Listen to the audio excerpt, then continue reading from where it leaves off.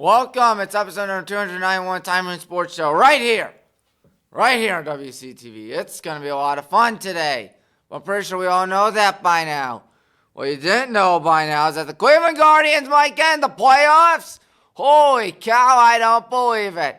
Yep, let's look at that game 2 nights ago at Comerica Park. Not last night, but 2 nights ago because we can. But anyways, team pitching stats heading into last night. Team ERA 3.79, 14 shutouts. 14 shutouts, who would have thunk it? 2 complete games, 45 saves, 1,245 strikeouts. That went up significantly. 1.29 whip, a 242 opponent average, and 500 walks on the dot. Wowee. Anyways, Guardians against the White Sox was a clean sweep. You know it. 3 games to none. And Tanner Bybee did something I love. Throw a complete game shutout while giving up 2 hits. Yeah, complete game shutout. You never see that anymore. Never. Well, congratulations. Today we did. Last Friday night we did. And David Fry and Anel Martinez had home runs in Game 1. Parker Messick, the left-handed rookie, 6 innings in Game 2. C.J. Kafis and John Kenzie Noel left the yard in Game 2. And then Bo Naylor had all 3 RBIs for the good old Guardians in Game 3. And Brian Rocchio made a nice diving stop to win Game 3. Then the Guardians at the Tigers. Guardians are up 2 games to none. I'd just like to say that. And they're closing in on that division lead. Oh my goodness, that's going to be so incredible, folks. That's going to be so incredible because Gabriel Arias had a home run in Game 1. And the Guardians explode for 4 runs in the 10th inning of Game 1. So there is that. And then in Game 2, Bo Naylor had a 2-run single. And Gavin Williams had 5 shutout innings. Where are the Guardians now, you might be wondering. They are 4.5 back of the division lead. Oh boy, things are looking mighty good, folks. They are looking mighty good. 4.5 back of Detroit. At its peak, they were down 15.5 to Detroit. That's now 4.5. Not to mention the fact that they are 2.5 back of that third wild card between Boston and Seattle apiece. So there is that. You know what there also is, folks? There's also the fact that, oh boy, Tarek Skubal's on the mound today for the Tigers. That's going to be scary. Tarek Skubal, one of the best pitchers in all baseball, the star left-hander for Detroit. He's going up against Tanner Bybee. Tanner Bybee with a very tall task, if I were to speak for myself. But if he gets the job done, congratulations. They're 3.5 back. Unbelievable. What's also unbelievable is Tommy's picks. Yep, let's get right into that, shall we? Yes, we shall. High school football, 17-3. 17-3. Highland beat Aurora. Highland did beat Aurora. The final score was 41-7. St. Ed's beat Glenville 28-14. Walsh shut out St. Ignatius. Calls for firing Ryan Franzinger are barking louder than ever. 31-0. Menor beat Brunswick, my upset candidate, 45-7. Medina down Shaker Heights 38-3. Wadsworth Grizzlies did their thing and beat North Royalton by score 48-14. And Barberton beat up Cuyahoga Falls at the last game ever at Clifford Stadium, 35-6. Twinsburg beat Stowe 45-21. Nordonia beat Brecksville 23-13. Harding over St. V.St.M. 42-6. St. V.St.M. scored for the first time all season long. Hard to believe, folks. What's not hard to believe, I ought to say, is that Benedictine's still undefeated. They won 28-14 over NDCL. And Lake Catholic beat Gilmore Academy 31-14. Avon Lake bounced Midview 39-7. Avon bounced North Ridgeville, actually. So ignore that, 55-7. Olmsted Falls beat Elyria in a 38-0 shutout. Jackson beat Mayfield 33-6. And Perry down Chardon by a final score of 17-13. Austintown Fitch beat Riverside 17-14. Kirtland, they beat Fairview 45-21. By the way, those games, Chardon and Riverside, I picked incorrectly. But I did correctly pick Firelands to beat Brookside 40-20. Firelands picks up their first win of the season. Division 3, because Division 3 is a lot of fun. North Central, they did North Central things. They beat Oshkosh 45-14. They got an Oklahoma State transfer that's a quarterback. My goodness. Evil Empire won again, 49-14. Nothing new for them. And they were playing number 15 in the country. Johns Hopkins beat the school from University Heights that nobody likes on my campus for obvious reasons, 27-13. Wisconsin Lacrosse, they downed Carnegie Mellon 38-14. Bethel bounced Northwestern 50-3. And Albion beat Bluffton 45-39 in overtime. Wisconsin Eau Claire is my upset of the week. They beat Kenyon 35-6.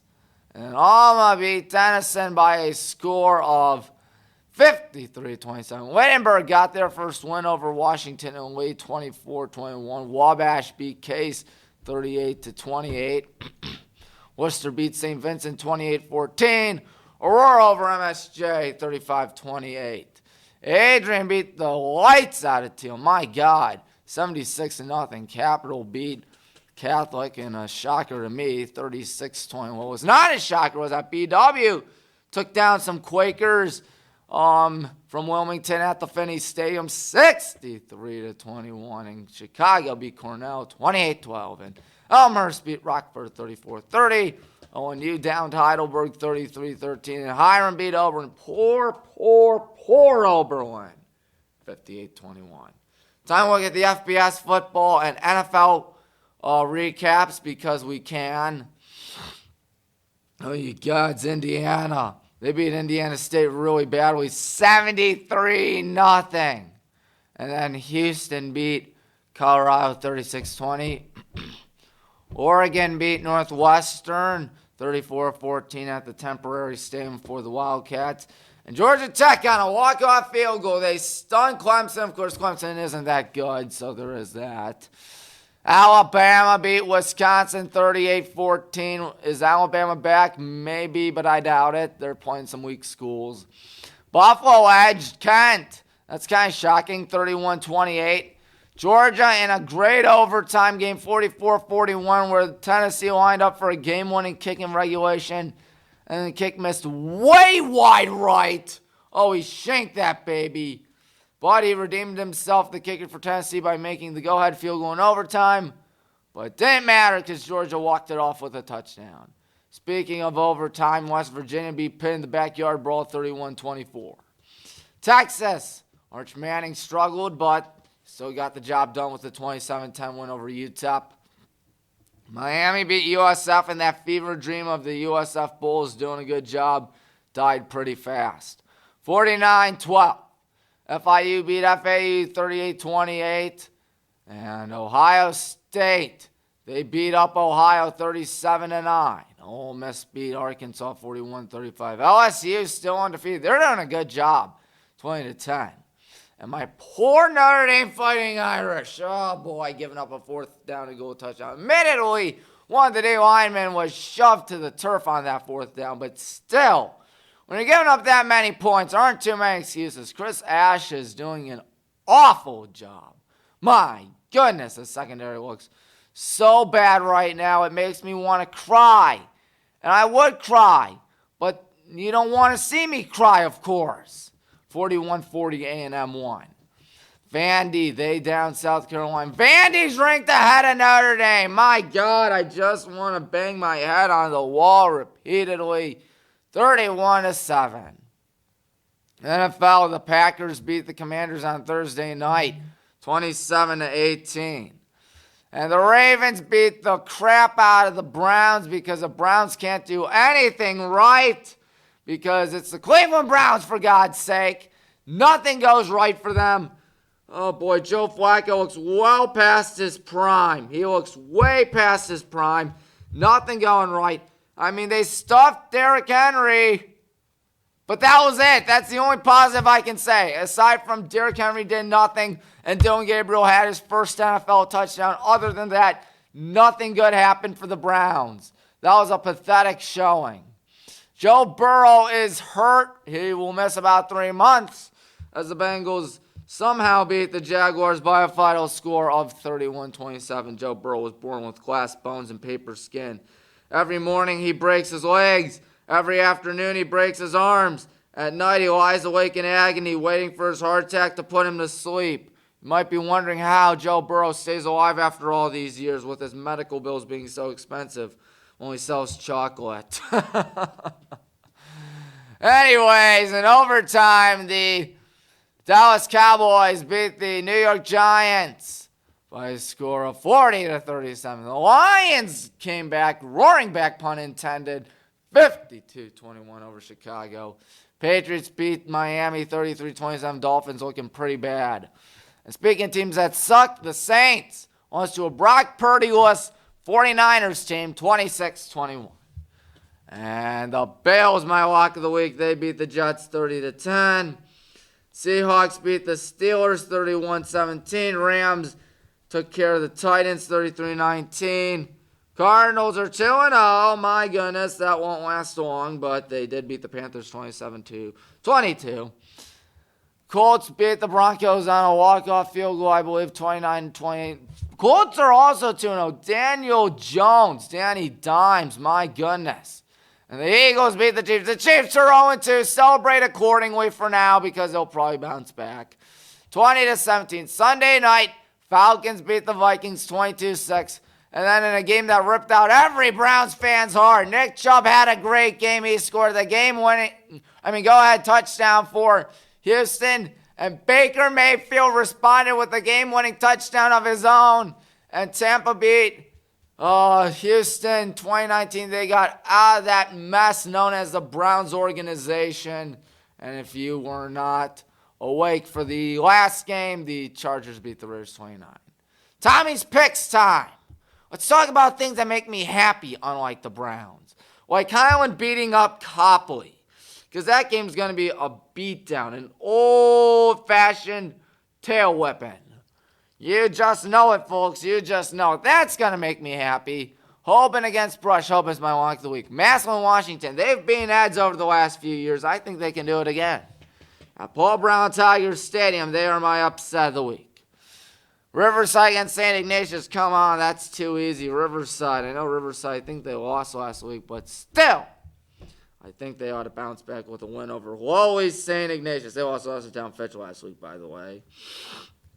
Menor Medina, got to go with the Cardinals. Strongsville will be Euclid. Strongsville is having a good season. Jason Trusnick doing a great job. The former Cleveland Brown and ONU Polar Bear. Wow, that's impressive.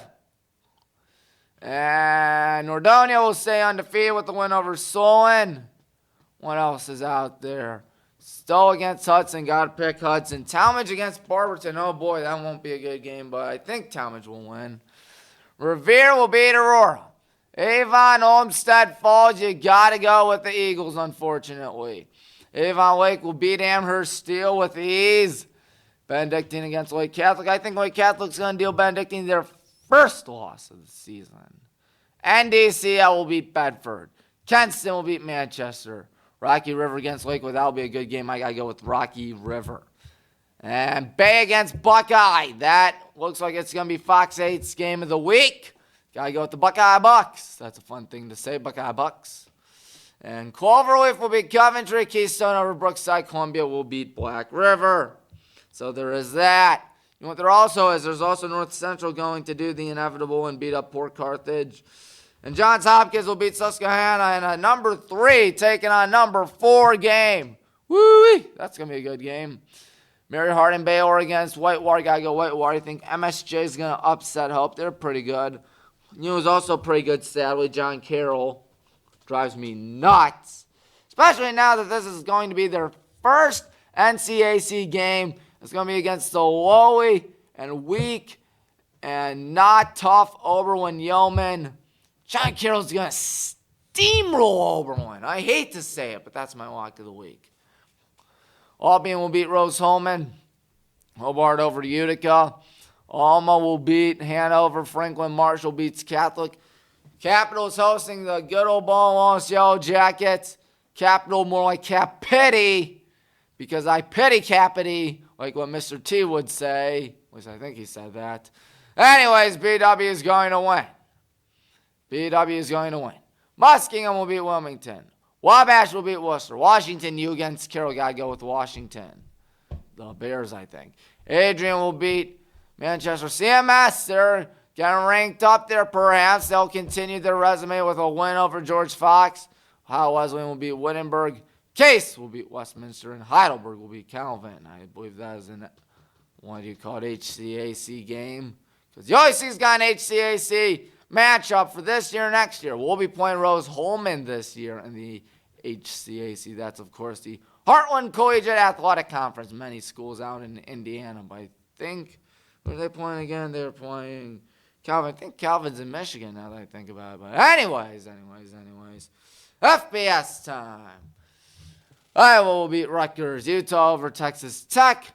Syracuse going to Clemson, Death Valley, but that don't mean anything because Clemson sucks. They're overrated. Got to go with the Syracuse Orangemen. TCU against SMU. SMU in trouble now with their playoff hopes, trying to get back in the playoffs. I don't think they're going to do it. TCU is going to win. USF against South Carolina State. Got to go with USF. Tennessee Rocky Top, Neyland Stadium against UAB. You can sure bet your life savings Tennessee is going to pound UAB. That's my lock of the week. And then the Civil War returns out at Autzen Stadium. Oregon State. Got to go with the Ducks. Florida State's number 7 in the country. They're really bouncing back after a god-awful season last year when they only won 2 games. They'll beat Kent State with no problems. Auburn will upset Oklahoma. Jackson Arnold, of course, a quarterback at Auburn now. I think he's going to beat his former team. Nebraska against Michigan. I'm going with Michigan. If Notre Dame loses to Purdue, then the whole season's a lost cause. It better not be a lost cause. I think they'll win. If they don't win, I'm probably going to cry on air. I will. Okay, probably not, but you get the gist. Western Michigan will lose to Toledo. NC State will beat Duke. You got to get a game with Mizzou, and South Carolina got to go with Mizzou. Indiana, Illinois will also be a great game, but if I had to pick one school, I'd have to pick the Hoosiers. And then Washington State, Washington, the Apple Cup. Oh boy, the Apple Cup is back. I know it's not Pac-12 just like the Civil War, but still, got to go with the Huskies. The NFL, Bills against the Dolphins. Someone from Miami's got to light a fire inside them, but nobody will because they're going up against the Bills. I'm going with the Bills. Panthers against the Falcons. Falcons will win again. Michael Penix Jr., I believe, is the quarterback there. He's doing a pretty good job. And Browns, Packers. Take a crazy guess who I'm picking. You see it right there, my lock of the week. It's going to be a pretty darn bad game for the Browns, as we all know by now. Packers are the lock of the week because the Browns can't do anything right. Anyways, Texans will beat the Jaguars. Vikings over the Bengals. They're Burrow-less once again. I think the Patriots can upset Pittsburgh. I really like their shot at it. And then the Eagles against the Rams. The Eagles will go 3-0. Rams will fall to 2-1. 2 very good teams nonetheless. Buccaneers, Jets. Got to go with the Buccaneers. That's too easy. Colts will beat the Titans. Again, too easy. Commanders, Raiders. I think that'll be the Commanders. Jane Daniels looked a little banged up if I'm not mistaken. Chargers against the Broncos. That won't be a bad game, but I think the Chargers can go to 3-0. My goodness. There are going to be 2 games at least ahead of Kansas City. We'll get to Kansas City in a minute. Seahawks will beat the Saints, too easy. Cowboys will beat the Bears, too easy for them. 49ers, Cardinals. I know I picked the 49ers, but I think they have the advantage being at Levi's Stadium. Giants, Chiefs, Sunday night, I believe. That would be a Chiefs win. And then the Ravens, Lions, a must-win game for both teams. Because if they lose, they go to 1-2. I think the Lions have it. I really like the Lions' odds at that. But I don't like the Browns' odds. I'm pretty sure we all know that by now. We all know the Browns suck. But you know who doesn't suck? BW football, Highland football, even Wadsworth football for you guys. They're having a phenomenal season. They might steal that number 1 spot from us. Oh, you gods, that wouldn't be good. That wouldn't be good at all. Because then we'd have to run to Avon in the regional semifinals. But anyways, folks, we got to talk about next week because we'll be talking about the Cleveland Guardians for the second to last time, I believe, for the regular season because that season's winding down because the Guardians have Minnesota in 4 games after the Tigers, and then hosting Detroit for 3 games, and then hosting Texas for 3 games. So our penultimate check-in with the Guardians, and then Tommy's picks. Tommy Maroon here. Thank you for watching. Hopefully the picks go well. Hopefully you have a good week, and hopefully you have fun watching high school football, D3 football, NCAA, FBS football, or the NFL. Or maybe you're watching the Guardians. Who knows? What I do know is I hope you have a good day. Peace out, everybody.